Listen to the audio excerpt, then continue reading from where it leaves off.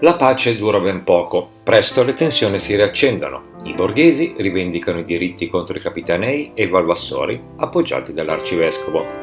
I borghesi si scelgono come capo Lanzone da corte.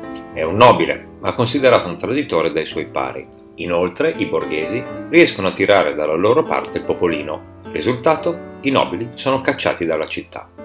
Ne segue un assedio di 2 anni, che termina con un accordo voluto da Lanzone per evitare che si intrometta Enrico III. Milano torna ad aprire le sue porte. Assediati ed assedianti si riuniscono per la prima volta in consiglio davanti alla chiesa di San Vittore al Teatro, grosso modo dove oggi troviamo Piazza Affari.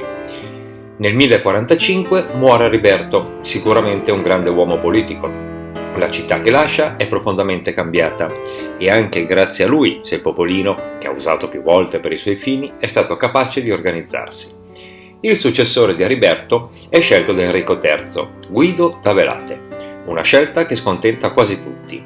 E proprio in questo periodo nasce il movimento dei Patarini, che fin da subito combatte contro il matrimonio dei preti, una pratica diffusa all'epoca, ed il commercio di beni spirituali della Chiesa. Il movimento si diffonde e i disordini in città non si contano più.